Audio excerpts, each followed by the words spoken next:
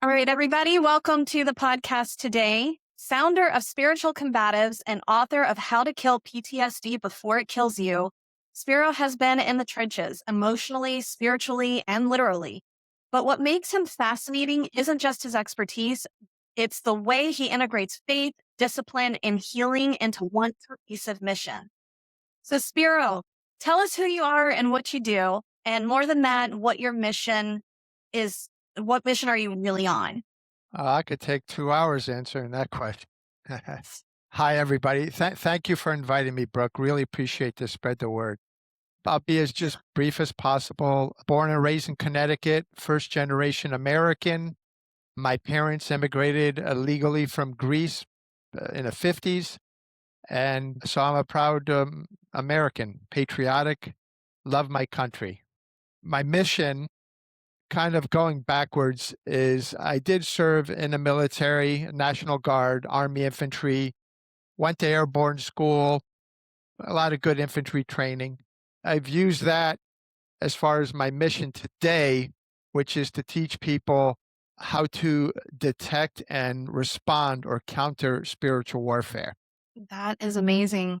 Yeah. So, how did your journey into the spiritual warfare begin? Was there like a specific moment or an experience that really just like changed everything for you and was like, yeah, this is what I'm meant to do? Good question. Going back in when I moved to California, where I still am, from Connecticut in the middle 90s, that was in 94. That's when, a year after the first UFC, Ultimate Fighting Championship, started. And I started training at the Gracie Academy headquarters in 94. So Wow. I was there first and I did that for 20 years, military law enforcement combatives director. I remember in 94, longer than that, when Gracie, the founder, one of the co-founders of the UFC and launched Gracie Jiu-Jitsu here in America, was mounted on top of me and he goes, "Spiro, you're a good businessman. You're getting the hang of jiu-jitsu. Why don't you take over my military and law enforcement program?" So if Horian is mounted on top of you, you just say yes to that question. So that was the beginning of literally Absolutely. 20 plus years. And I'm still close to the family, but not active like I used to be.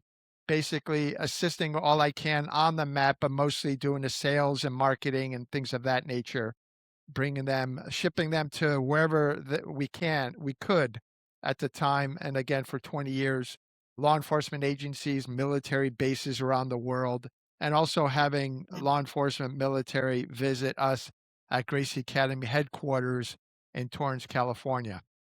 So that's where, and I always loved martial arts. In my yearbook in high school, where everybody would say all these beautiful things, "May life be wonderful and peace on earth," I had in my yearbook under my picture, my mugshot, a tribute to Bruce Lee. So that says a Oh, lot about oh, my nice for love for person. martial arts, and I love Bruce Lee, still do. All So right. then, after that, I ended up getting into night vision with all my contacts that I had developed through 20 plus years working with the Gracies, into learning about night vision and selling millions of dollars worth of night vision optics, and partnered with the Gracies of, let's say, tactical training as it relates to night vision, teaching low light and no light tactical training, room entry, things of that Mm-hmm. nature. So I would book those classes and I learned a lot and I assisted where I could and teaching law enforcement. And I would say I was one of the catalysts. This is now years ago now, but training SWAT, special operations, law enforcement units, how to use night vision correctly. And those that did use night vision really weren't using it correctly. Then I got into active shooter and survival related training. And I'm partnered with my friend Alon Stevie of many years. He's an international counterterrorism expert and an encyclopedia of survival when it comes to tactical training and active shooter survival and all those things. And I'm still actively doing that. We're actually in the middle right now as we speak in a contract of a Fortune 500 company doing a custom training video for all 11,000 of their employees, domestic employees. So that's active shooter related training. So I guess you could see the theme. And another thing, I am the former Engaged Media outdoor group publisher, where back then, where magazines were in thousands of newsstands. So I was responsible as Mm. the publisher for a lot of iconic magazines like Gun World, American Survival Guide, Tactical World, World of Firepower. So I was the publisher of that. So I guess you could see the theme: combat, guns, survival, martial arts, fighting. And what brought me to the spiritual warfare aspect is that I've been a Christian all my life, being Orthodox Christian or Greek Orthodox Christian, being a Mhm. Christian all my life. What does that mean? I mean, we could get into it later, but so I've been an active Christian, if you will. But what really got me into spiritual warfare is that I've always wondered. I said, God, I'm helping the Gracies with their experts in jujitsu and martial arts, the tactical training company, Telluric Group, who I would book classes teaching low light, no light training, and then Alon Stevie, the expert in survival and active shooter response and survival. And then I would say, well, God, where's my expertise? I'm helping these guys, which I loved. They are the top of the food chain in expertise. What's my thing? And spiritual warfare came on my lap, because how I got really into it is I ended up getting a divorce with 3 children, 3 sons. Mm. And I don't want to get it because people ask me about my family for operational security reasons. I'm an open book in many things, but I don't get into details about my family for Totally operational get that. security matters. But anyway, so I got a divorce, 3 kids. It wasn't like a bad divorce or whatever. It just happened. And maybe another day I could Mhm. get into sharing that part of my life and story. But anyway, having a family and then suddenly getting divorced with 3 young kids was kind of depressing. So I got into a very sad and depressed state, if you will, just trying to deal with that. And that's when I got more into the Word, into reading the Bible. And then God, the Holy Spirit, just hit me. Spiro, learn about spiritual warfare, which is a very big aspect. If anything, it is the Mhm. aspect of being a Christian: spiritual warfare, the battle between good and evil. So I got heavily into that to get me out of this depressive state and being sad in a divorce, because that's a traumatic incident. I mean, everybody may have probably has some kind of trauma in their life, all different levels, all different kinds, but that was mine. So I basically created, learning everything I've done with the Gracies and Alon Stevie with our company, which, by the way, I didn't mention, ACT-CERT, Active Attack Countermeasures Training and Certification, actcert.com, and working with the Telluric Group. I've learned how to create curriculums and lesson plans and how to take that and deliver it to the end user to Mhm. teach them. So I created my own lesson plan or curriculum, if you will, to help me. And then that's when suddenly I discovered, this is my thing to teach people. So this goes back maybe 5, 6 years ago.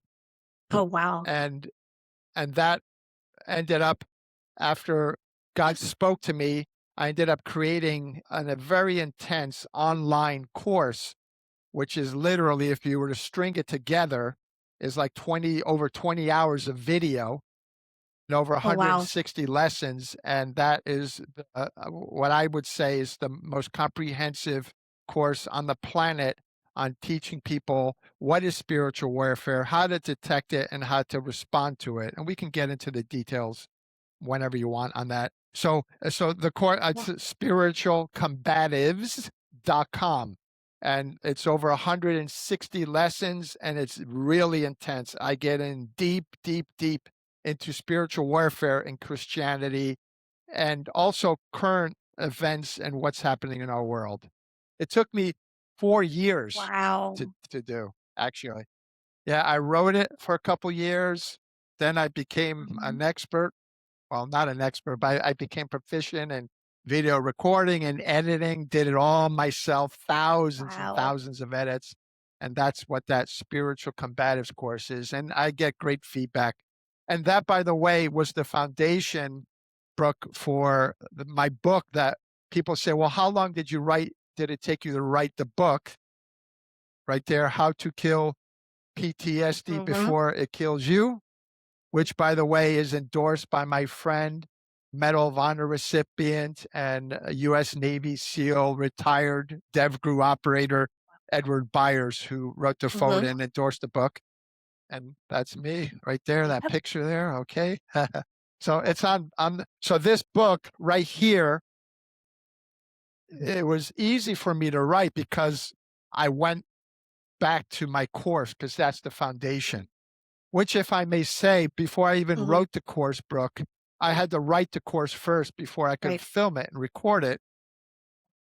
I just realized how huge and massive this course was going to be, and I prayed to God and I asked him. I said, God, do I do a small course, a little course, like an hour or two, because this is Yeah. like overwhelming. And then he said, no, Spiro, do the whole thing. And I didn't understand it at that time. So I followed his orders Mhm. like Right. a commander above me.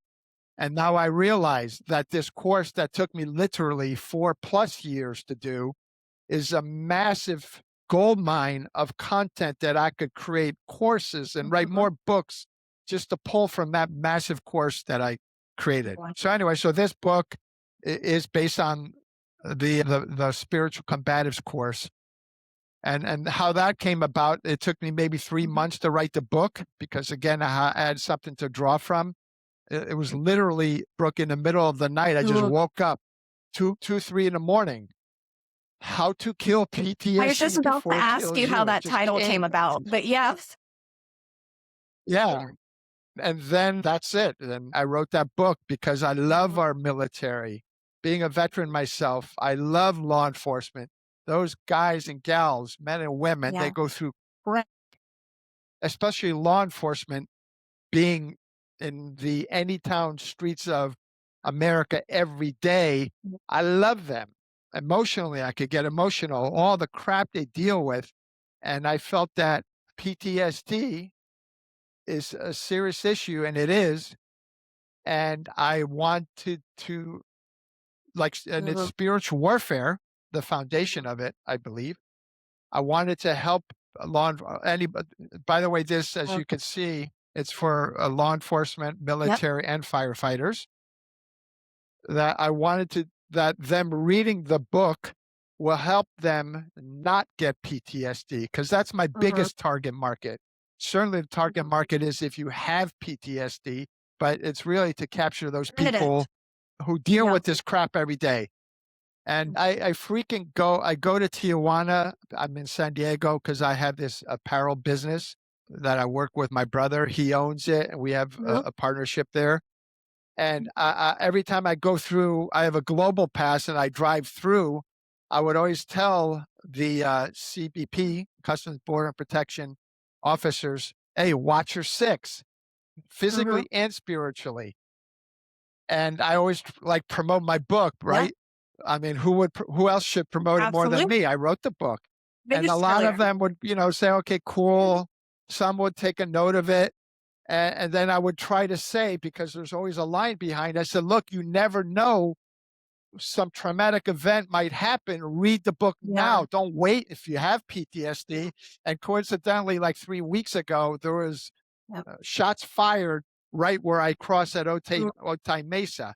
So anyway, I'm giving that example that you never know, and this is just not really for law enforcement, military, or firefighters. It's really for everyone, anyone. But my niche Mhm. is those guys because you just never know what traumatic event will hit you, and that this is a good foundation to prepare you God forbid something does happen to you, whatever Yeah. that traumatic Well, event I'm with you. is. They're all a special part in my heart too. My husband's a deputy, and most of our friends and people that are closest to us are all in law enforcement and in military as well. So it's what you're doing, I think, is fantastic. And the book.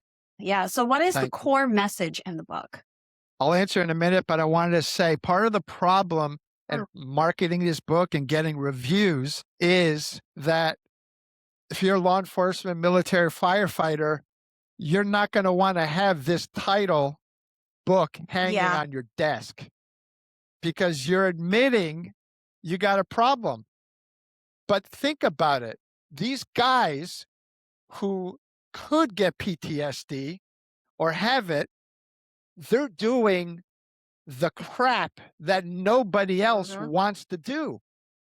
We're talking 5, maybe 10% of the population. They put themselves on the line all the time, and that increases the chances of them getting PTSD. So it's nothing to be ashamed of. So there's many lessons. The main lesson, Yeah. it's just coming to my mind, is that God has your six. God has your back. No matter what trauma, no matter what you're going through, if you have faith in Him, God, you'll come out on top. It doesn't mean you're not going to get your face smashed. I'm saying maybe literally, but I'm talking Hmm. your spirit. You're not gonna. I'm not saying it's easy. So that's it. God has your six. God never promised us a Yep. problem-free life. We all are going to have our problems. Me, my divorce. Everybody has a unique story, which I call crap. And once our priest used the word crap in a sermon, and everyone was like, ah. And he reminded us that St. Paul in the Bible talked about dung or crap being, you know, being Yeah. dumped on people, etc. So anyway, so that's the core message. Yeah. God has your six. And no matter what problem you have, God has already prepared you in advance to deal with it. And it doesn't mean it's going to be fun, but you could get Hmm. through it. And maybe another thing I want to say, because there's just so much to Right. go over, which we're Oh just yeah. We'll not have going to to do get like a part two through. at some point. That at least as a Christian, we are already Yeah. victorious. The starting point is from Hmm. victory. People live their life, and I have up and down until I really became an expert in this stuff. There's always so Oh much yeah. to learn. Okay. But we're already on the hilltop. As a Christian, I'm talking to you, whoever's listening and watching me, don't live your life, whatever life you've got, trying to attain victory. What I mean by that is spiritual victory. You're already victorious. If you think about it in a military scenario or whatever scenario, what is easier, to be on the hilltop and defend it? Or is it easier to go up the Mm, hilltop to take it? The answer is it's easier to absolutely. defend the hilltop. You have the higher ground. So that's the mindset you need to have. We all need to have, that we're already victorious. And the objective is not to get Hmm. knocked off the hilltop. And who wants to knock you off the hilltop? Yeah. That's the battle. That's the spiritual Yeah. battle. The devil and his demons are constantly trying to knock you off the hilltop, to make you believe that there is no victory, that Jesus died for us and won already. We are already victorious. So think about that mind shift and heart shift. If most people don't have it, that you're already living from a victorious state.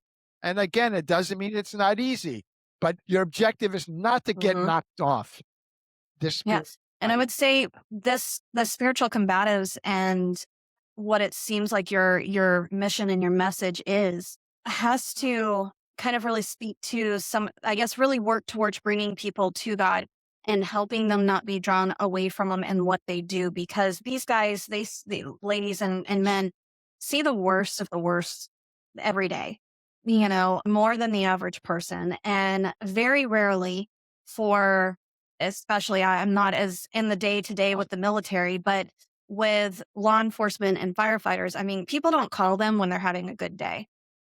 You know, they don't get Absolutely. called because Yeah. somebody's having an excellent day and got promoted at work, or, you know, something along those lines. They're always brought in for the bad. And I know from what I've seen, I feel like a lot of them, at least where I'm at, and people that I associate with, seem to be struggling a lot with their belief in God, struggling a lot with thinking that if we have this creator out there that's supposed to be there to love everybody, care for everybody, that, they have a hard time seeing that in the world because of what they do, the things they see every day.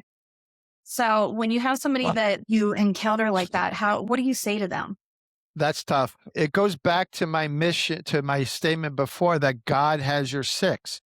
He's got your back. God has already prepared you in advance to deal with what you're dealing with now or what you will in the future. And you have to have faith that he will take care of you. So what does that mean more so? It's not only it's the belief, but you have to actively get Mm, into the word. What I mean by word yeah. is, the Bible, right? I Mhm. got the Bible here, right? You need to read the Bible. I'm in pretty good shape. I hit the gym 6 days a week. I'm not doing martial arts every day like I Yeah. used to. I feel it, the body, okay? But that's okay. I wouldn't change a thing. So let's talk about Mhm. building muscle. There's no way you're going to build muscle. Well, let me phrase that. Mhm. If you were healthy and strong and then you just don't go to the gym anymore or work out, you don't use those muscles, you're going to lose Mhm. muscle mass. And the same when it comes to the more you go to gym and lift. And again, I'm not talking about extreme stuff, just working Yeah. out, moving the body, you develop muscle. So using that same thing, the word of God, hit the gym, meaning Yep. reading the Bible regularly. And I'm not saying Mhm. hours on end, just a half hour a day. The more you read the Bible, the more you get into the word, like hitting the gym, you're going to develop that Mhm. spiritual muscle in your heart, brain, to be able to take those spiritual attacks and dealing with all that crap that we deal with every day, especially law Yeah, I enforcement guess and it's firefighters. definitely like, Um, oh, go ahead. I'm I sorry. hope I Oh, I was going to say, go ahead.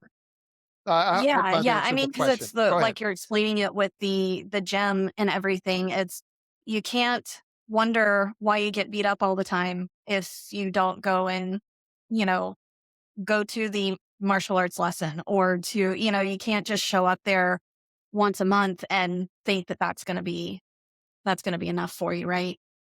Yeah, Um, just like training, going to the gun range regularly, whether you're a CCW holder like me or whatever, you need to stay active. And again, I'm not saying Olympic yeah, athlete, Navy SEAL type stuff. Just stay active in it. I mean, if you want to get into deep training, that's fine. But most people don't have the time to do that. They got other stuff exactly. in their life. I do want to touch, maybe you're going to ask me, Sure. but I'll bring it up now. What is Yeah. spiritual warfare? That's a big question. So, spiritual warfare is conflict waging in the invisible spiritual world that manifests in the visible physical world. So, let me say it again. Spiritual warfare is conflict being waged in the invisible spiritual world that manifests in the Okay. visible Yeah. physical world. So there's a battle Mhm. between good and evil, and the battle is for our mind, and the arena is in our mind. And basically, who's battling? Whose battle is it? It's Mhm. God and Satan. And a lot of people mock that. That's fine. I don't care. I speak the truth. My job is to plant the seed. Here, let me read the quote. I love this quote, but I want to say it accurately. I got this from somebody else. My job is to plant the seed, not change Mm. people's hearts. I don't want to get my role mixed up with God's. Remember. That's my job. I'm planting seeds for people, but I'll let God change their heart, which I hope Right. they do. So that's for spiritual combatives, taking all my Yeah. experience that I've explained, is is close quarters combat in the invisible spiritual world with an enemy, Mhm. Satan and his that demons that want to utterly Yeah. destroy The you. goal. In a visible physical world. We are here. We are living in the material physical world, but the battle between God and Satan has been going on nobody knows how long. It certainly happened when Adam was created by God and Eve, and then going, thousands of years from then. But who knows? This battle has been going on for Right. again, no one knows how long, but certainly before humans Absolutely. were created. And the training that I have, I love self-help courses. I take them. I still do less than I have because Right. I'm involved in my thing. But like Tony Robbins, great person, great man, Mhm. great training. All those self-help courses at its core, my belief begins with the spiritual Yeah, part of our lives. absolutely. And so many people Mm. neglect the spiritual part of our lives, but the spiritual world, even though you can't see it, is more real than the Well, material. Like right I was gonna say, now, yeah, go the ahead. spiritual part, it Go. affects every part of us, and when you don't take care of that, and you don't have that structured right in your own heart, that manifests in every other aspect of your life. And, that so yeah, it's core. It's number 1 that you have to take care of. And this book, yes, plug in my book here. This is biblically based, which I didn't mention before, and it focuses on the spiritual part, which is often neglected. For people who have emotional Mhm. problems, they're taking meds and psychological services. And I'm not Right. saying that's wrong, but I do know and I believe that they're writing those meds Right. first because there's money in it or it's the easy way out and they're neglecting the spiritual Mhm. part of people's lives. And I want to be, and I am making a difference, the catalyst or one of the catalysts that doesn't neglect the spiritual part of people's lives because that's the foundation. Right. What would you say that would be kind of your key difference between your spiritual combatives versus like traditional healing or traditional coaching models? Is that you're focusing way more on the spiritual aspect? Correct. And I just want to be clear. I'm not saying that those trainings and therapies and solutions aren't good or they're not helpful. They are. But I choose to focus on the spiritual part because for me, I heard one person say, I hope I could say it correctly. I could be physically strong and I have to deal with some kind of thing that requires my strength Mhm. to get out of. If your spirit is strong, that'll help you a lot more. Like maybe getting through bud school, with the SEAL training, getting through Hell Week and all that. I've heard many stories. I'm Right. just paraphrasing.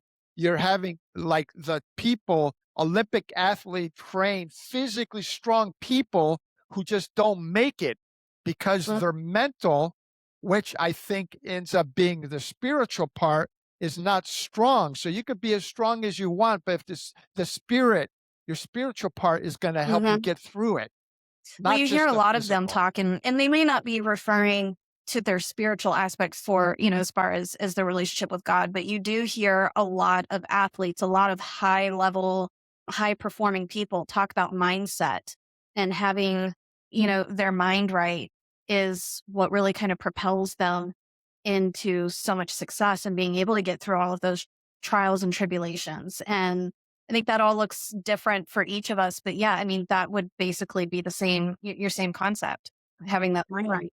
Yeah, exactly. And a big part of like my marketing part, my message, by the way, I got this from somebody else.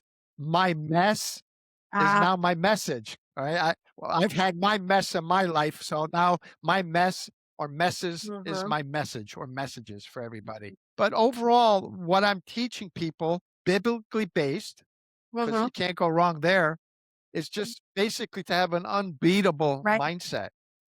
Again, I say it, no matter what crap, and I know that's not You're not eloquent, going to but put me that's the way I eloquent speak, here. all right? Forgive me. And you don't need to Well, bleep that out because that's yes. an acceptable term, okay? So no matter what crap gets dumped on you, my teaching is for you to just continue, whatever it is. And it's again, it's not gonna be fun. It could get bloody and bruising and all that, but just continue. Everything will be all right. Everything is okay. It really is. We're Yeah. alive. Be thankful for Yep. what you have. St. Paul would say, be thankful Mhm. in all things.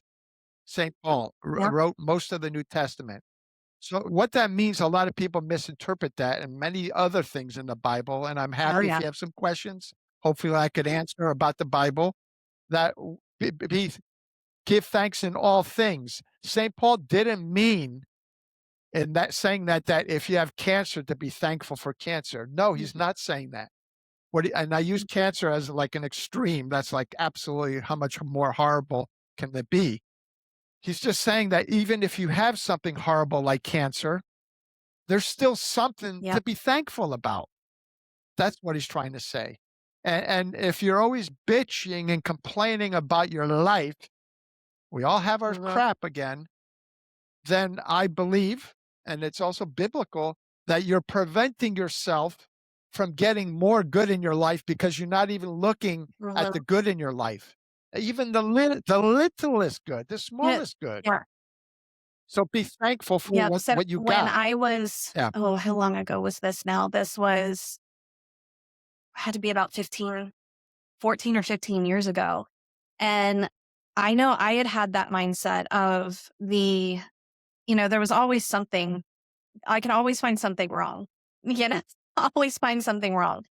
And, I was raised in a Christian family. I went to private school, a Christian school for 9 years, all the way up till high school, and went to, Wednesday night services and did, youth group, all of that kind of stuff. But here I was like 15 years ago, and I could still find something wrong anywhere. And at one point, I had a family friend of ours, their daughter was diagnosed with type 1 diabetes.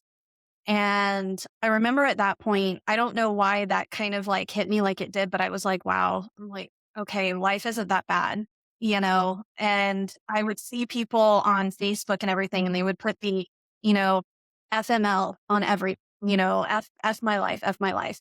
And when you would see what it was for the tiniest little things that were happening, that like they got a flat tire on the way to work or spilled their bowl of cereal that day. And it was like really small things. And I started looking at it and I'm like, oh my gosh, I'm like, well, in the grand scheme of things, that's really not that big of a deal. Definitely not something to be saying F my life about. And at that point, I started looking and I made a point every day to try to find whatever the good in that day was going to be. It didn't matter what it was. Even if it was the crappiest day, it might have been a butterfly, a beautiful butterfly that's I remember one day there was that. I was, like, in tears that day, and a butterfly flew, by the window, and I just looked at it and I said, "You know what?" I said, "That right there, that's my good today. I was lucky to see that really pretty butterfly go by." And when I made the choice to start and when I would have negative mindset, I made a choice to try to counter that with 2 good things, and I had to find what they were. It didn't matter what it was. It might just be the sheer fact that my family was healthy today. And Yeah. if that's what I could grab from it, that's what I grabbed. And by doing that over and over again, it just started becoming my default setting instead of the default of negativity. And I think that's a lot of trying to, like, train your mind. You have to train yourself out of negativity sometimes and find the good. That's Mhm. the battle, Brooke. That's the battle. Don't get knocked off the hilltop with those thoughts coming at you. I mean, on that note, I have a great quote. There was a man who had no, there was a man who wept because he had no shoes until he saw a man Yes. with no feet. What Right? So all those little things. I'm remembering in a story of Exodus in the Bible when Pharaoh finally released these Mhm. Israelites. They crossed the Red Sea. God provided miracle after miracle, over a Mhm. million of them. Some say 2 million in the desert, in the Mhm. wilderness. During the day, God provided a cloud so the sun didn't burn them up. At night, a fire, Wow. like a cloud of Mhm. fire to keep them warm, and provided water for not only a million plus Israelites, but Mhm. also their cattle and to eat. Yet, after they got after they were slaves for 400 years, they bitched, Right. my That's, language, excuse me. They bitched and yeah. complained. Oh, complaining to Moses, you brought us out here to die in the wilderness. Oh, if we could only go back to Egypt, at least we had food to eat. Bitching and complaining. So God, this is a lesson for everyone. God basically just got so aggravated hearing this that he wanted basically to destroy the Israelites. Then Moses convinced God not to do that, because if he did, then God would not look good, because people would say that God couldn't Mm, take care of his people. So God tempered his anger because of Moses intervening and said, okay, they're bitching. And by the way, their objective was to go from after they crossed the Red Sea into the promised land, the land flowing with good milk and and honey. Mhm. milk and honey. So that trip should have taken no more than a month. Some people say 2-3 weeks. But because of the bitching and complaining, and the Bible uses the word Murmuring. murmuring, God got so fed up that they constantly ignored all the good he Mhm. was doing for them. Again, everything was not perfect. They were just deciding to focus on the bad, not looking at all the Mhm. good around them. So God said, I'm going to give them what they want. They're not going to Yeah. see the promised land. So that It's like 40 years, generation right? Mhm. who, yeah, it took them Make it 40 to, years instead of less than 4 yeah. weeks. Yeah. Crazy, insane. And that's what people do. I'm We guilty all of are. that. Certainly less, because I'm that the bitching, complaining. So basically that generation never saw the promised land, but the younger generation who was young, basically I think around in their Mhm. 40s, they saw it. And then when Moses, Mhm. part of that whole story, sent the 12 spies, Mhm. basically one person representing each of the 12 tribes of Israel, to go do a recon to check out this land. Out of the 12 that came back, 10 of them gave a bad report, Mhm. basically fear. There are giants there. We're like grasshoppers. And Caleb and Joshua, the only two out of the 12, said, you know what? All this stuff, whatever they're saying, I'm just Spiro paraphrasing the Bible, saying we could take them.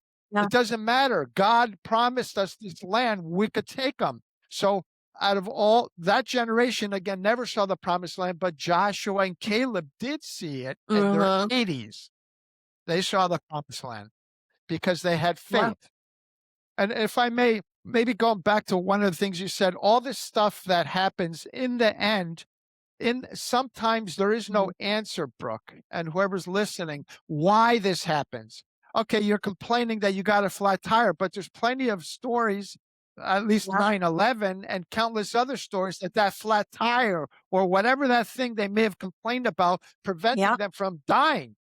And there's many flat tires that you may have in life that you have no Mhm. idea that God may have made that happen, so that to allow that evil to pass by so you don't experience that. So the point is, if you have a flat tire, fine, complain a little and just get over it. Just get on with Yeah. fixing your Exactly. tire. Because you have no idea.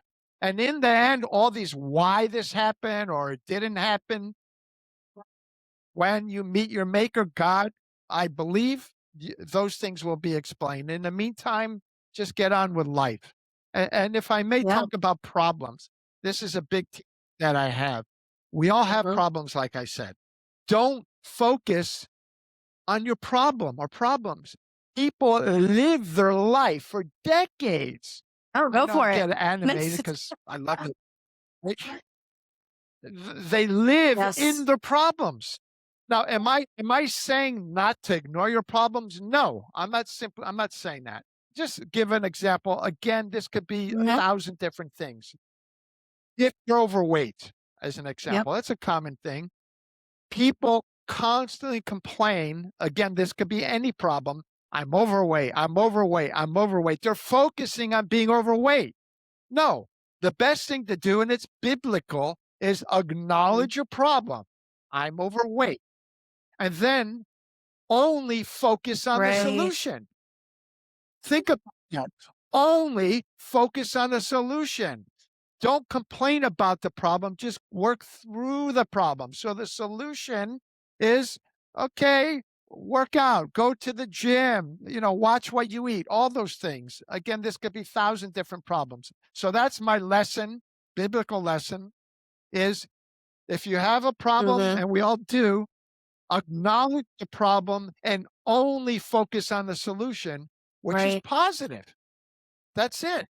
And when you focus on that solution, God will help you, because just like that example I gave you on Exodus, if you're constantly bitching, complaining about your problem, you're not allowing Mm. God to help you. Because think about it. Everybody, listen. Complaining is a sin. Why is that a sin? It's pretty simple. Because you don't have faith in God, who promised to take care of you. By you complaining and blah, blah, blah about your problem, you're sinning. But God will meet you where you're at. If you're going to complain that He's not going to take care of you, then that you're basically cutting His ability to Mhm. help you. Here's a trick question I ask people occasionally when I'm talking or doing a training, and I kind of get animated. I said, "Hey, can God do anything?" You I what? kind of do it with an upbeat thing, and people say, most people, not all, will say, "Yeah," but the truth is, Mhm. He can't. God cannot do anything. The creator of the universe, God, the entity who always existed. Think about that. He lives outside of time. That's Mhm. mind boggling. He always existed. He cannot do anything. What is that thing He can't do? He can't For free will. control us. He set it up. Mhm. Exactly. He set it up in advance that we have our free will, and He wants us to Mhm. love Him. If we were pre-programmed to love Him, then it's not love, Yeah. it's robotic. So Yeah. He's always vying for our attention, but also the enemy, Satan and his demons, are also vying for our attention. That is the I no, yeah, struggle. Go no, ahead. when you You're were gonna say talking something. about, him kind of, can he do anything, that it reminded me of, so I was a literature major in school, but even prior to that, I loved reading. One of my favorite books was Where the Red Fern Grows. And in one spot in that, the boy sits there and tells his grandpa, he's like, "Grandpa," he says, "I've been praying to God and I've been talking to God over and over, and I've been begging for some dogs. I want the puppies. And he just hasn't given them to me yet." And his grandpa's response to that was, "Well, you got to meet God halfway, you know, you got to meet him halfway." So, and then after that, that's, he found some puppies in the paper for sale, but he was doing work, trying to earn the money and trying, all of these things, knowing that he had to do his part to be able to, you know, God's going to provide, open the window, open the door, but you have to actually choose to walk through. Agreed. Yep, that's a good lesson. That's correct. It's just that's what I'm saying. It's this constant battle. In my book Hmm. and the course, you have two different channels. First of all, in the spiritual world, where those who don't believe it and they mock it or whatever, it's another dimension. Yeah. Where you're at right now, can you see the radio, the No. airwaves going? No, you can't, but they exist. How do you know? Because if you get a radio, turn it on, or your car radio, you're going to hear talk show music, Mm. but they exist. So this is like my simple lesson to say that the spiritual world exists using that example. And God, so you choose God FM or Yeah. Satan FM. Who are you going Yeah. to listen to? And it's this constant battle, like I said, like a satanic thought, like extreme would be pick up a gun and, kill kids Hmm. in a school, which I deal with that Right. active shooter related stuff. Okay. Right. But that doesn't happen all the time, but certainly happens often enough, Right. which is just horrible. But what happens all the time, this battle, is negative Hmm. thoughts coming at you. These little negative thoughts. I'm not good enough. I'm not going to get that job. This business venture that I started isn't going to work out, or I'm going to fail. I hate this stupid thing just pisses me off. Oh, I don't want to Mm, get my hopes up. What kind of stupid, evil yeah. saying is that? Why would you not want to have your hopes of whatever this thing that you want? Like I'm remembering Brooke, I'm paraphrasing where they were interviewing Michael Well, Jordan, the great, um, the GOAT, greatest of all time basketball player. They're asking, one guy asked him, and this is such a great lesson for everybody, biblical too. Michael, have you ever thought of missing a basket, mm, missing a shot?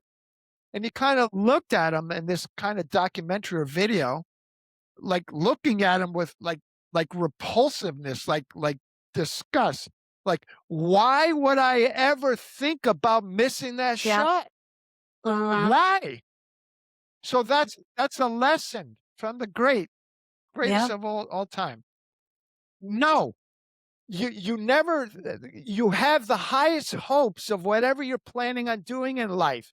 And you know what? If it doesn't work, all right, you learned something. It wasn't meant to be, but you plan on sinking that shot. You plan on killing that sales pitch and doing a great job or whatever, or that interview or that book you're going to write. You plan on Yeah. kicking ass. And that's your attitude. Because when you have that attitude, it's God has your six. God will help you. And again, if it doesn't work out, you're certainly increasing the chances of that thing, whatever that thing is, of actually happening and manifesting if you're going in with that positive attitude that you're So going what to do you sink say that for shot. people that when And they're going, because I know a lot of times people are like, well, I'm not going to get my hopes up, because I think a lot of it is they don't want to feel the pain of that massive letdown if it didn't happen, if it didn't actually occur. Because I think like people, I don't know that people are taught or that people know how to, honestly, at least anymore, that people have a really hard time dealing with pain appropriately. I understand. It just my answer is that life is a Hmm. struggle. And I mean, you can look at it in a negative way, but you can look at it as a positive way. And in my book, we talk about Viktor Frankl, who was in a concentration camp, who wrote, great writings and teachings that without struggle, there's no happiness, there's no victory. Hmm. So I understand. It's just roll, but just get your thumb out of your mouth and just Yeah. get up again.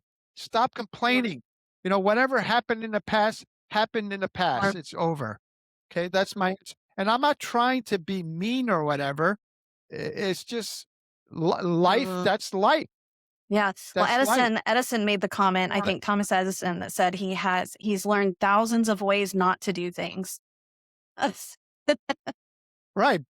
A great lesson, and I actually have that in one of my teachings, correct. But other people, the Yeah. devil way, the negative way is, "Oh, and Yeah. I failed again, I failed again." And that attitude just makes it more difficult for you to keep on keeping on doing that thing Yeah. that you wanna do. I mean, whatever you wanna do, whoever's listening, do it. Stop holding yourself back. Stop the bitching. Stop the complaining. I'm not saying be Mhm. emotionless, or not to feel emotion or sad or whatever, but just don't Yeah. stay there. Don't stay there. Get out of that Mhm. funk and keep on going forward. And whatever it is, Yeah. start over again. God, you're a victor. God will help Mhm. you. And it's okay to sit in it for a minute. It's okay to acknowledge that the pain, of Yeah. what happened, and you should. I don't think that people should just like not acknowledge it, because then that's like pressing, But yeah, acknowledge it. And it's okay. Be sad about it for a minute. But then you got to get up, dust yourself off and move on. Remembering a lesson from Horian Gracie, who would tell me about his father, Mhm. Elio Gracie, which I would see regularly. And I'm just making this point. I would, this is a learning lesson. I would see him regularly all the time, the Mhm. grandmaster with his brother who Mhm. created Gracie Jiu Jitsu. And I never took a Ah, picture with him. and we would roll together Man, that's occasionally. It was yeah, my daughter took stupid. jujitsu for like I 2 never took a years, picture with her. and man, everybody that's in that field, man, they know who the Gracies are. That yeah, But anyway, so that's a side note. But what a great lesson from the Grandmaster himself, who's a wise man off the mat for sure. He would say, and Harian would tell me that, think about it. If you have a problem and you literally do the best you can to solve it, and it's just not solvable, the problem's solved. huh? That's the Wow. right? It's what a great lesson. So what does that mean? It didn't work out the way you want, but it's on. Move on. It's done. It's solved on its own by the fact that you Mhm. couldn't solve it. It's It solved. is Move what it on. is. Don't yeah, don't dwell on the things that aren't perfect. Again, it goes back to the Exodus story and countless other biblical Yeah, stories or life stories. Just fine, acknowledge the problem, acknowledge your pain, lick your wounds, but just keep on moving yeah, forward in life. that's that's it's so simple, that statement that he made there, but yet so profound. Elio Yeah, Gracie, for sure. And back to the yeah, spiritual warfare, I use that example, Brooke, like as evil as you can get, killing kids in school or whatever. But what's most common, again, are those negative thoughts. But we have a choice to listen to those thoughts and act on them mhm, or not. So here's a great example or analogy. I'm yeah, asking you, I ask other people, Brooke, can you prevent birds from flying over your head? no, Yes or no? pretty Oh, I quiet all asked the time. one of my sons ruined that for me. He goes, yeah, papa, which is dad in Greek. We take a gun and shoot the bird. He kind of messed up that whole thing for He's me. freaking out my But anyway, so box. yeah. So the proper answer is no, you cannot prevent birds from flying over your head. So this is the lesson on life, that those birds flying over your head represent satanic thoughts, negative thoughts. Again, the extreme, like killing somebody, but it's those negative thoughts that will never stop. Those thoughts coming at you, that's not the sin. The act of thinking of a negative thought, I'm not good enough, harm somebody, do that, Right. is not the sin. So you can't prevent birds from flying over your head, but can you prevent the bird from creating Yeah. a nest in your hair? Yes. Yes or no? I just How? don't go there. How? Way. You shoo it Yeah. away, okay? So back to those thoughts, you can't prevent the thoughts from coming, but when the bird lands on your head, meaning the thought hits you, you have the choice to not let that thought in. I'm not good enough, hurt somebody, steal, Right. lie, Don't blah, go blah, on. blah. So it's your choice because God gave you free will to shoo that thought away. But once you let that thought in, now you're entertaining that thought. You think about it, the thought comes first, it goes into your heart, and then you talk Mm. about it. There's death, the Proverbs 18:21. Great proverb. There's death and life in the power of the tongue. Again, there's death and life in the power of the tongue. Watch the words that come out of your mouth. So when you have that negative thought and you allow it in, you've sinned. And now when you talk about it, it's like making a handshake with the devil to continue to take action. You have to stop those thoughts. That's the constant battle, Brooke, and everyone listening, is to not let those negative thoughts in. And if they do enter, rip them out, get rid of them. How? At least the more you read the Bible, the more you're able to prevent those negative, to detect those thoughts. Okay. To detect those thoughts and not let them in, but you got to rip them out. How do you rip them out? I have various techniques. One, I say to myself, or if if I'm alone, no, I will not think about that thing, whatever that thing is.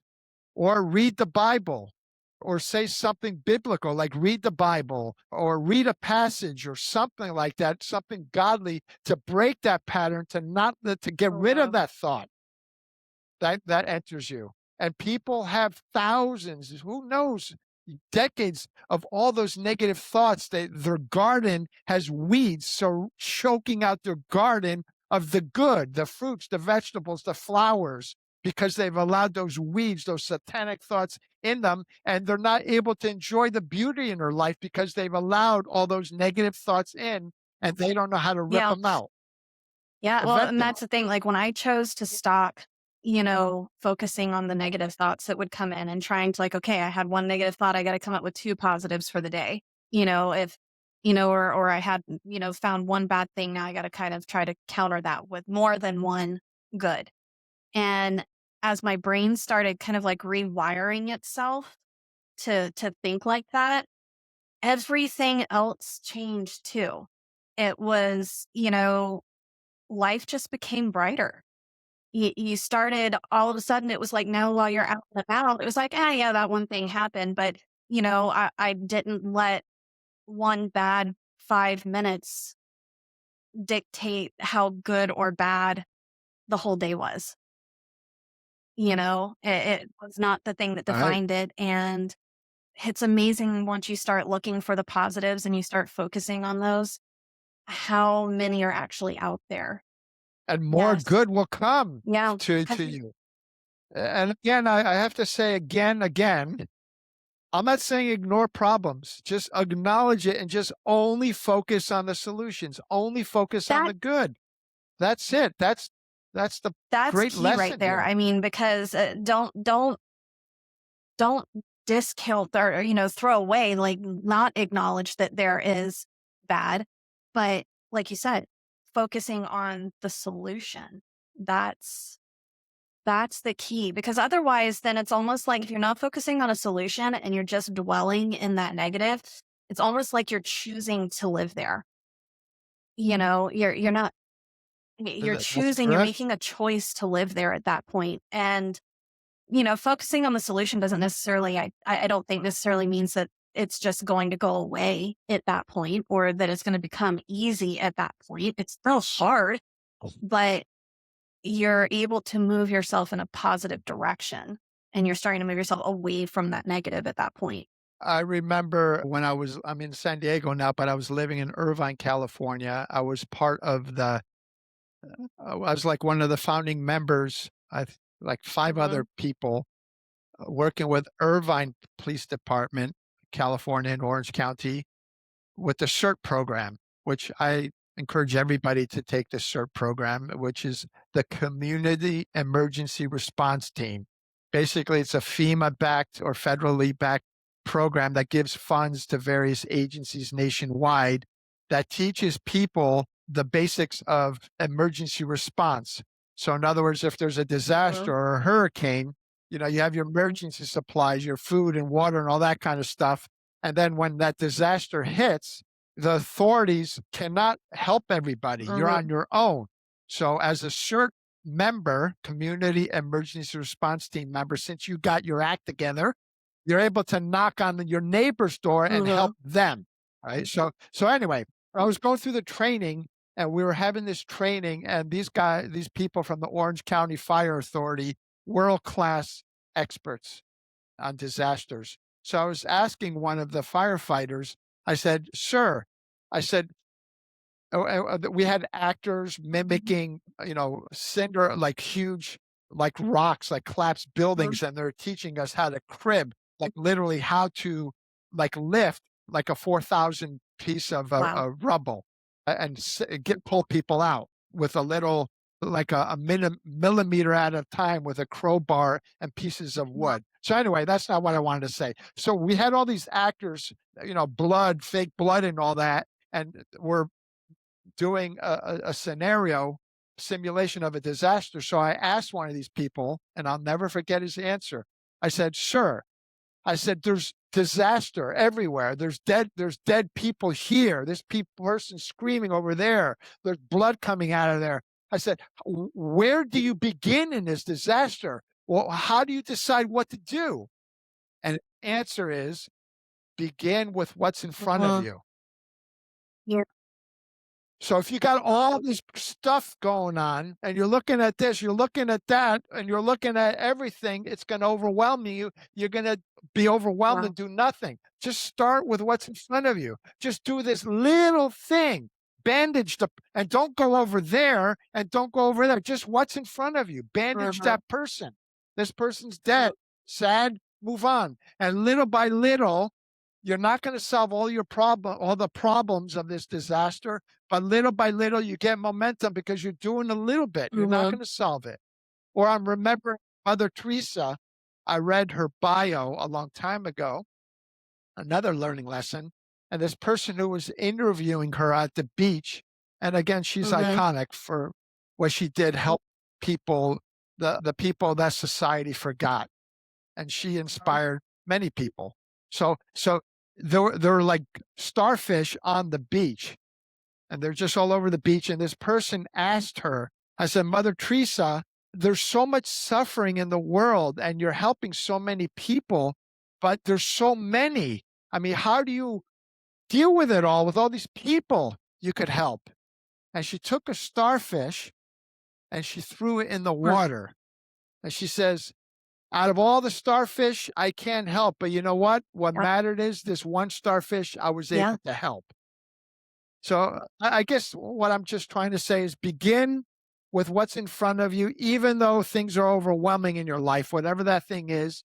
And that starfish, it mattered to that starfish to help. She could not help every homeless person, every starving kid, but it did matter to that one starfish. So gain momentum and do what you can in your life with what you got and make the best of it and keep on going, and momentum will build and God will help you. Yeah, no, absolutely. So you've been growing this spiritual combatives, your night vision, bringing attention to spiritual warfare and all of this. What would you say has been the biggest challenge in trying to grow this mission for yourself and spread it to everybody? Yeah, good question. I still deal with that. I'm asking God to help me with the frustration of trying to get people's attention that I got something good. Like I'm remembering, and this is in my book, kind of like introduction to my book, that back in the early 90s, I'm dating myself now, nobody, especially in law enforcement, was doing any grappling. They weren't wrestling. They weren't doing jujitsu. I mean, what is jujitsu? They didn't know. It's a form of grappling martial art. So the frustration is that I know I've got something great like jujitsu. I mean, now it's not a problem because it took decades for people to kind of understand. So back then I was trying to convince, and this is my battle and challenge now, trying to convince law enforcement officers to add ground fighting or ground techniques to their defensive tactics program, because back then it was kung fu like I was doing. I wrestled in high school, but it was striking martial arts. So that was the challenge, Brooke. Why don't you add jujitsu? Some kind of knew what it was, and then they would say, I'm not going to go to the ground. There's no way I would fight in the ground. But here's the question to everybody. What happens if the fight goes to your ground against your will? Because sometimes you can't dictate that. Do you know what to do? And every time I would ask them that question, I was always met with silence, which showed that critical gap that they had no clue. And I don't mean disrespect, they just didn't understand. And it took me literally decades to slowly add ground fighting, which now, back then it was the UFC, the term mixed martial arts really didn't start. Now it's mixed martial arts. It's a common term. But back then, there was no such thing as mixed martial arts. It was jujitsu, it was wrestling, it was karate, kung fu, taekwondo, all that. But now it's mixed. So anyway, so the challenge I have, and yes, it's frustrating. Sometimes I don't practice what I preach. The frustration is convincing people that, do you know what to do when the spiritual fight goes to the ground, so to speak? And many people don't. And their life is like miserable, and all these things I'm sharing with you that's biblically based, that they ignore that fact. They don't take it seriously. And I'm praying, because I've been at this, like full time almost. I mean, I got other things, but full time teaching this for like 5 years or so, that doesn't take, 20 years, like adding great jujitsu to your training regimen. Well, I'm praying it accelerate. That's the frustration, that people don't believe that spiritual warfare exists. There's so many people don't even Yeah, believe God exists. that's the That's whole a whole other. conversation right there. Yep. So I'm not a Christian apologist, though maybe I could debate well to try to convince people that God exists. I'm trying to find those people whose heart is open to, they're not sure, but they're kind of open to get on the mat and learn something. Yeah. Like this quote that I have from Saint Isaac, the Syrian. He said, quote, "Do not dispute over the truth with someone who does not know the truth. But for the person that is eager to know the truth, do not withhold words from him." So my point is that I'm here to help people who, again, they may not understand, but they're not going to fight me and say I'm stupid or ignore me. That those people who are open to learning something, I'm here for them Yeah. to help them. I'm here to plant Plant that that seed seed. and work. So I don't know. Right. I hope I've answered. Spiritual What? jujitsu. Sorry, you were So saying? it's like you're damn Yeah. spiritual jujitsu. Mm-hmm. Exactly. Yeah. Well, and by the way, when I came up with spiritual combatives, I go, God, is this available? And I went to register the domain, and it was not registered, and I was like shocked that I said, I guess God saved that just for me. Love it. Spiritualcombatives.com. Did I answer your Yeah. question Yeah, absolutely. Yeah, no, or for not? sure. And when, what do you think, like, I guess, as you've kind of been going through all of this, and we talk about like what's been difficult for you in spreading the message and getting it out there, what would you consider, let me see, how do I want to word that, as this is moving, you're going through your mission, you've had your struggles, what, if I were to ask you what success would look like for you involving this, what would you say that would be? What would you, where do you have to be at with this for you to sit there and go like, I did it. This is success. Good question. Wow, you're putting me to work here, Brooke. Without thinking, I'm going to answer with the first thing that came to my mind. I was back to the Gracies. I was intimately involved with them from the beginning, like we're family, but I'm not doing it like I used to be. What they have now is Gracie survival tactics, which back then was grapple, Gracie resisting attack procedures for law enforcement. And it just changed, but the same thing was teaching law enforcement agencies, officers, or military personnel how to defend themselves when somebody basically wants to, rip your head off and kill you or stab you or shoot you. All right. So how to survive. So it changed. It's now Gracie's survival tactics. So my hope and dream is like, it was a struggle back then just to fill a class of 20, 30 officers, where now they're booked like like 2, 3 seminars a month or more, where it was hard for me to just get a handful of seminars a year. So, and they have a whole network of Gracie certified training centers around the world, for that matter, teaching Gracie Jiu-Jitsu and the law enforcement military program, Gracie Survival Tactics. So I guess my answer that comes to mind, there's probably other answers, is that my goal and prayer, and I'm hoping and I'm recruiting right now, is to have a network of spiritual combatives trainers, like the Gracie certified training centers, teaching like they do jujitsu, teaching spiritual combatives. Because again, I was intimately involved in many things. Fine, I was proficient in Gracie Jiu-Jitsu, not the master, but I was involved in helping them roll out their program. So I kind of learned all that stuff. We learned from each other. So I would like to begin to just have, and I already have one person in one state, and this is going slower than I imagined. As I say, we have God's timing, and then we have human timing, or my timing, and it's never the same. Never goes as speed as you want. So I would like to have a network of spiritual combatives trainers, and let me begin by having one representative per state, and then roll out and then get every county. There's 3,300 counties, and if I could have my dream, one representative per county, that's 3,300 counties, and then one state person who manages every county in their state. So that's my dream, to answer your question. A network of one person per county teaching spiritual combatives, where it's an opportunity for them to teach and also earn money because they're teaching something beautiful. And there's nothing wrong. A lot of people, it's another thing. There's nothing wrong with making money if you're Yeah. teaching something good. Yep. Absolutely.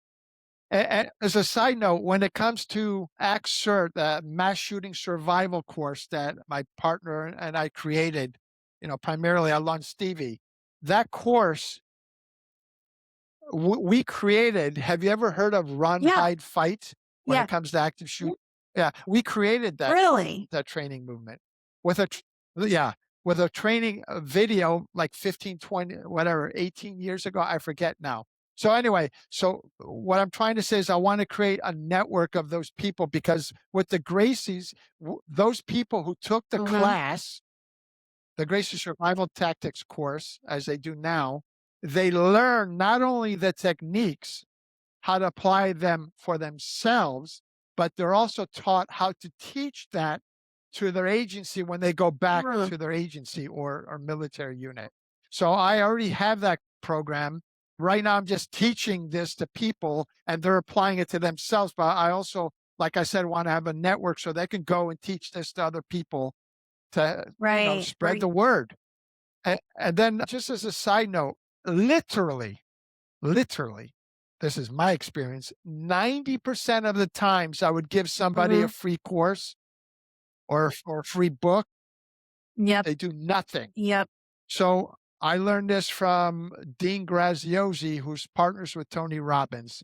If you don't pay, if they don't pay, they don't pay attention. That's 100%. I have a friend who he has a dog training facility, and he works with veterans and others, with PTSD and everything, train their own service dog with him. And then he teaches them business principles and can get them certified for dog training themselves to try to, as another avenue for sources of income. But it's a lot the same thing. It is and I've seen it with a lot of other service dog providers where, you want to sit there and have certain things where people can get help paying for these things, but you have to invest some yourself, because the ones that don't have any kind of financial investment into it just do not follow through. So it's also a Bible. They take it for granted. I mean, this book here, the Bible, it's helped billions of people. And certainly those who were given a Bible, I'm sure there's many that it's helped. But there's a difference between this or this book or my course. But if you pay for it, whatever it is, $10, 50, I don't know, whatever, my course is like $197, which, by the way, before we sign off, I have a code to give people that'll give them a discount off the course.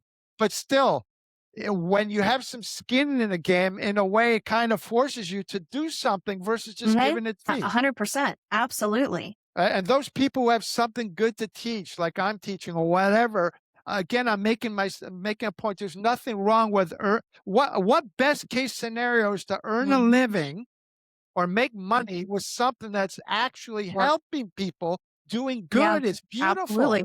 If so, back like to selling. People I remember once we were training, I won't name the agency, but we had a bunch of agencies training low light, no light tactical training using night vision and lasers and white light on your rifle. And the US Marshals in LA, I forget, I think it was Monterey Park, they have a shoot house there. So they have this big warehouse, and in this warehouse they have an actual house, like a normal house. And on top, they have like a catwalk, and they have videos and sound, and you practice doing room entry, doing tactical training and doing room entry. So the U.S. Marshals let me a couple times use their shoot house where I had law enforcement officers using night vision, et cetera, et cetera. So anyway, I remember that I was doing a sales pitch we were in a classroom and they're learning the classroom aspect before they went in and using simunitions type or UTM, which is basically like paintball, but more law enforcement Yeah. military trade training, like using their actual weapon, Yeah, my but it was husband like told me about paintballs. that. How So it's UTM or Simunition are the two providers who do that. So anyway, so they were having their classroom instruction first before we were doing drills in the shoot house, and then I started talking about night vision, hopefully to sell them some night vision. And then I had one of these officers from a famous SWAT team, I won't name names, started complaining. He goes, "You know what? I came here to train, and I didn't come here for a sales pitch." So there's a lot of testosterone in the room. It's just guys, okay? Kind of said, "God help me say the right thing." So basically, I told them off. I go, "Okay, I understand." I said, "That body armor that you have, that you're wearing, how do you think it got on your body right now? The night vision that you have," which by the way, I kind of insulted his agency, not in a bad way. I go, "That kind of looks kind of old and dated. How about that weapon that you got? That M4 that you got? And all this gear you got? How did you get it? I'll tell you how. It took some sleazeball salesperson like me to try to convince your agency to sell it so you can wear it to save your ass and Yeah. do your job." And then he apologized. So that's anyway, I just had to share that story. So I'm selling something good to people, and I'm proud of it, and I'm No. not embarrassed. Selling Yeah, is a that is service. true. That is true. And how have you tried to what techniques, how have you been reaching people? How have you been getting this out to everybody? Well, I do have, and I'm blessed, a vast network of like thousands of law enforcement and military. A lot of them are retired, dating myself again, but I've also, I've got back end numbers that goes directly to agencies that I've called where they pick up the phone, the landlines. Or so I already have a vast network of law enforcement and military that I contact and work towards those. Chaplains, which I never thought of, have turned out to be a big network right now Oh, that's I could see slowly that. Yeah. growing. But as far as social media, I'm on Facebook, X, Instagram, but the primary one Okay. is LinkedIn. So I have, and it's growing. I have like 6,000 plus followers and then growing. So I'm doing a lot of networking. So I do postings a lot, etc. on that. So it's a combination of emailing, social media posting, talking to people directly, doing podcasts as it's starting to grow right now with me. And Of thank you for course. having me on. So I Yeah. answered your question So on that. in the next kind of as your company is moving forward, it's growing, your mission is evolving and growing. What is next for you in the next, say, like 6 to 12 months? Maybe I'm going to have well, I do plan on writing a book called Spiritual Combatives, which is going to be like the course in a book format. Maybe that, but I'm just going to continue just learning what I did with the Gracies. It's just that anything in life, it's just that daily grind. I mean, back then with the Gracies, like, now you don't have to be a Gracie to be great at jujitsu, but it's just that Gus D'Amato, which was Mike Tyson's trainer, just paraphrasing, how do you become great in anything? It's just doing that same boring thing day in, day Consistency. out. I'm not going to say what I'm doing all is boring, but sometimes I just don't want to go to the gym. Sometimes I just don't want to do these social media posts and spend a couple hours on the weekend and just schedule these posts to go out, in advance, Monday, Tuesday, every week. But it's just that daily grind. So that's my answer. It's just continue on my mission, everything I'm saying, and little by little it's going to grow. But I'm praying it'll grow faster than it took 20 years for the Gracie Jiu-Jitsu to get into law Back then enforcement. they Right? didn't have all of the internet to try to help them spread the word faster either. So I think that makes some of Yeah, right. Yeah, right now it was DVDs and all that kind of. Yeah, now it's yeah. just like online. So yeah, that's yeah. So that's it. It's just keep on spreading the message. It's literally life-changing. I mean, I've gotten a lot of reports. I wish they would post it on social media, but again, they don't, as far as, helping somebody from not Yeah. killing themselves, preventing suicides.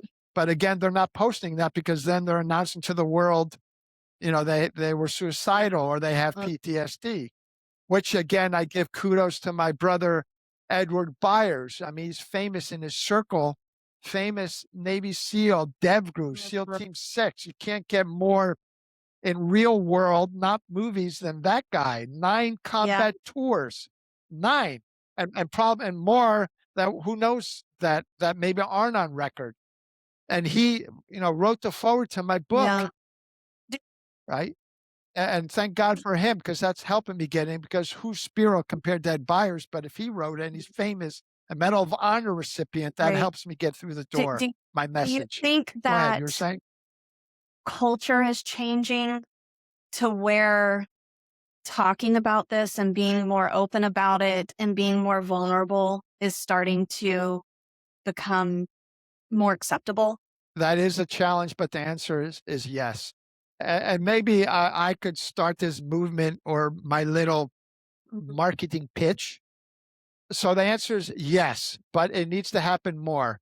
Like I put in my book, even heroes need help sometime, right? So we need to help these heroes, and you heroes out there, the people, the law enforcement, the military, and all that. Again, I'm reminding you, you're doing the thing that 90% or 95% of the people don't do. You're in the crap all the time, risking your life, all this stuff that you see. So naturally, you're going to experience something that other people don't even comprehend. And I hope you don't get trauma in your life or PTSD. But you know what? You should be proud. And I'm so thankful to them, emotional now, what they're doing every day for us to keep us protected. And naturally, there's consequences with that, the trauma and all that stuff. So it's nothing to be No. embarrassed about. As a matter of fact, like my friend Edward and other people do post, I see occasionally on LinkedIn, law enforcement officers saying that they're struggling. We need more of them to come out, because if you think about it, the more who come out, the more normal it is to get that. It's difficult, but again, they're the 5 or 10% who's doing what the other 95% Yeah. won't How do. important do you think it is for them to have the family support system behind them when they're trying to go through this? And how can a family help support them more? Now, when you mean family, you mean mother, father, brother, sister, Mhm. wife, that, or community? Well, I would say that learn also, read the Bible more, take my course, read my book because when you learn all this stuff, you're able to help those who need the help. I hope I answered that question, For if I Yeah, I understood it guess to how they correctly. can be supportive for somebody who is wanting to go through your course or is dealing with their spiritual warfare. I mean, going through some of that sometimes, I think that even though they have their spouse, they have, their siblings, their best friends, their, things like that, doing what they do can often, I think, feel like nobody understands that, Work yeah, in your that, circle. Wo Work within your circle, yeah, your own community, your own, sorry for cutting off you before I forget. Yeah, your own, just talk to other law yeah, enforcement feel like a officers lonely within road, your I think. community. It can feel like, Talk to your Mhm. chaplain, Yeah.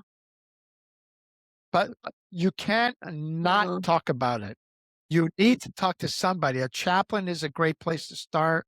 I'm I think it was Moses's father-in-law, that Moses would spend day and night counseling people, settling disputes to the point where he Mhm. was burning out. And then his father-in-law, again in the Bible, says, well, Moses, why don't you set up a bunch of people, train them so they could take some of the load off of you and let them do it? A force multiplier. You take a little and you Mhm. multiply it, the military Right. force multiplier. So the more law enforcement, military, firefighters talk to their own fellow people that they have a problem, it'll end up being less of a Right. stigma because then more people will understand, again, repeating, they're doing what 95% of the people won't do. And naturally, it's going to Right. have consequences and they need to Right. get help. You can't not talk about your problems. You have to. Yep. I mean, I did a post. Many people are living but they're not really living. They're walking around Surviving. zombies or depressed or not thriving in their life, which is Mhm. sad. I believe what I'm teaching, which is again the word of Mhm. God, okay, and what's in my online course and my book Yeah, will help people, and it does help. absolutely. Well, as we're starting to So, kind of like roll to a conclusion here, I have a few rapid fire questions for you if you're up for taking them. All right. All I'm right. ready. All right. So I'm ready. I think I probably know what you're going to answer for this one, but I'm going to ask it anyway. Okay. All right. What's a I'm all book that ears. radically shifted how you see the world? The Bible. Yeah. Um, The Bible. Think and mhm, Grow Rich.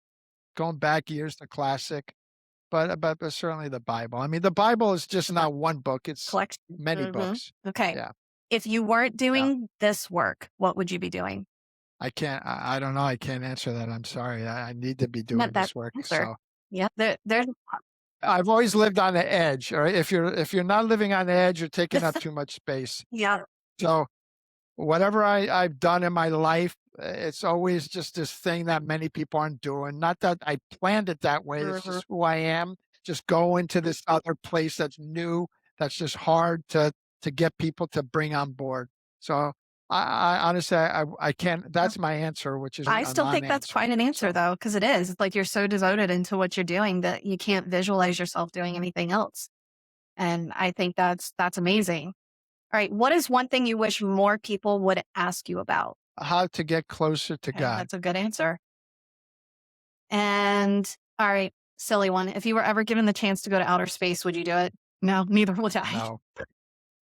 No, that that that seems all glorious. I mean, being stuck in this thing no bigger than your car, just like that. I'm No way. I'll give that glory to I'm somebody with else, you no there. way. I've thought of that before and I'm Or like, I just couldn't do it. I just couldn't. yeah, no, Okay. So let's, yeah, all right. Now, my last question. So we're going to fast forward to the end of your life. All right. Everyone you have ever interacted with forgets everything that you have ever said or done, but they remember one final message that you left them. What would that message be? God loves you. Yeah, that's good. He does. I like that. Is there anything you want to leave Thank you. our listeners with? Well, my Okay, sales cool. pitch. Well, as far as my book, I mean, you just go to Amazon, and I could Yeah. email you the links or whatever. You could Yeah. Well, all in the put on, notes. it's the ebook is 9.97, and the paperback that I have here is I forget 17.97. And then my online course, I'll send you Uh a huh. code to it. It's $197. That's selling and 25% off. So you save 50 bucks. You get it for $147. That's the Spiritual Uh huh. Combatives course. And it's a 30-day money back guarantee. Some people could complete in 30 days. Others, take longer. But if you just jump in it the first day, first week or two, you'll know it's for you or not. And you get a 30-day money back guarantee. So that's my sales pitch. And for my spiritual Oh, I'm not ashamed. It's helping people's lives, changing people's lives. So that's that. So there's no risk. And so far, I haven't gotten anyone to ask for the money well, back. that's So that's good. working. But if it happens, it doesn't matter to me. You got 30 Yep. days. So the spiritual combatives course and my That's my awesome. book. And then also I do coaching for agencies or public speaking that's Mhm. starting now. Just contact me and we could discuss details or whatever. Because again, I have a beautiful, life saving, life thriving message to Yep. help And people. we're going to have all of those links and everything into our show notes as well. So if they'll drop down and read those, they'll have that and they can find you. So tell them where one more time can they find you at? Well, my website, there's many places, but it's Spiritual Combatives, because kind of people think combat. It's combatives, IVES, spiritualcombatives.com. So you can get through there, or you could just email me to contact@spiritualcombatives.com, and I'll Yeah. email all that to you. So contact, that's like my non-personal, more the Mm-hmm. generic stuff. So again, spiritualcombatives.com or Spiro at spiritualcombatives.com. And I'm not going to go through Yeah. every, social media, link, but primarily LinkedIn. Just type in Spiro Demetriadi and you'll find me Great. there Well, I really on appreciate LinkedIn. you coming on today. This has been, Can oh, I, sorry, or can I add one more thing? ask I you. don't know how you're gonna. I forgot. I bet Yeah. now that it just hit me. I do get Uh-huh. involved politically, and it's hard not to because we're dealing with spiritual warfare, and demons and the devil work through Mhm. people. Like one of the best ways to harm people. Let me rephrase that. A stranger is less likely to harm you than your spouse or It's true. someone close to you. And without us knowing, demons work through people to harm other people. So the person that could harm you the most could be Mm. who's closest to you, your family member or your spouse or whatever. So stand guard to that. But back to politics. The way the world is going, come on, there's some pretty messed up stuff happening, especially here in communist But California that I live in. I have the joke of people in Florida or Texas. Spiro, you're living in California, and then my answer is, yeah, I'm living yes, behind enemy lines, so I could fight so they don't come to you. Okay, but there's a lot of demonic stuff happening, and I can't not yeah. not talk about it. Oh, I that's should have okay. brought it up before, but Yeah. I'm bringing it up now. Right? You know, Parents, where you have actually schools passing laws that teachers and school administrators, that if your child is thinking that he or she is the opposite sex, that they keep Mhm. that from you. And actually evidence of them helping them transition, which by the way is a lying word because you can't transition to another sex. Mhm. It's a lie, right? So there's certain evil powers trying to undermine Mhm. parental rights. The strongest form of government biblically Yeah. is the family, Mhm. if you think about it. And the demonic forces through people are trying to undermine that. All the men and women sports, that's diabolical. It's ridiculous. Asking people what is a woman, and they either won't answer or Right. they There's a lot of double can't. standard on it. So the reason I bring this up is that's spiritual warfare too, because it's Mhm. lies. The biggest deception of the devil is to convince people he doesn't Absolutely. exist. He does exist, right? But he has no power over us unless we allow Mhm. him. That's one message that I should have brought from the beginning. He does not, you have the power to reject the devil. He has no power over you Mhm. unless you allow him. And back to the politics. As a Christian, you must get involved, in my opinion. You have to get involved because it's our responsibility to call out the lies. I'm not saying call people names or Mm. insult them or whatever, but if you see a lie, you need to bring it up and call out the Right. lie in a respectful way. Don't allow people to lie that men, men it's okay to have men and women's sports and men and women's bathrooms or whatever. It doesn't mean you're mean or this transgender stuff Yeah. going on. Love Yeah. Mhm. transgender people. Have compassion Mhm. for them.